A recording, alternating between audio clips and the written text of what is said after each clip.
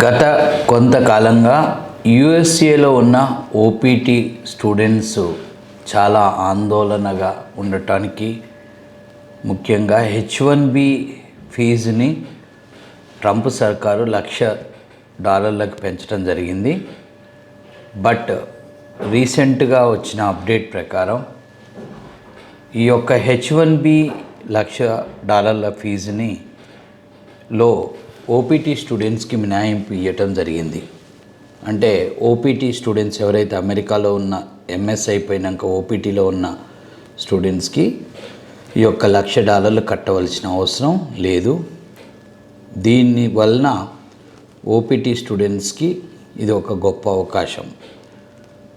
యాక్చువల్గా యుఎస్లో మాస్టర్స్ చేయడానికి వెళ్ళిన స్టూడెంట్స్ ఎంఎస్ అయిపోయినాక వాళ్ళకి వర్క్ పర్మిట్ అంటే H1B వీసా వచ్చేంత వరకు వాళ్ళు అక్కడ ఉండటానికి అవకాశం ఉంటూ వాళ్ళు అక్కడ జాబ్ చేసుకునే అవకాశం కోసం సుమారుగా initial OPT 1 year, stem OPT 2 years ఉండటం అవకాశం ఉంటుంది.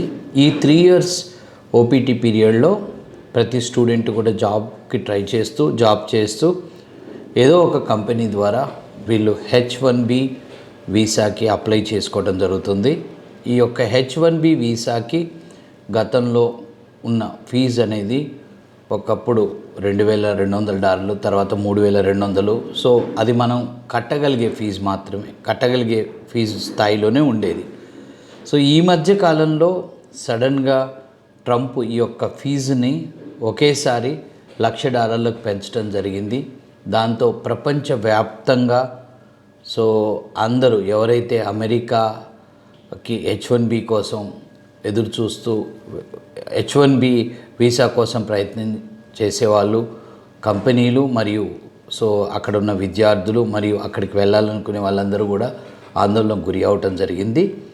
సో దీనిలో కొన్ని మినహాయింపుల్ని ట్రంప్ సర్కారు 1 by 1 ఇవ్వటం జరిగింది. అందులో ఒక ముఖ్యమైన మినహాయింపు ఏంటంటే అమెరికాలో చదువుతున్న విద్యార్థులు అండ్ అమెరికాలో ఉంటున్న ఉద్యోగులు అండ్ అమెరికాలో ఉంటున్న వాళ్ళు ఎవరైనా H1Bకి అప్లై చేసేటప్పుడు వాళ్ళకి ఈ యొక్క $1,00,000 కట్టవలసిన అవసరం లేదు.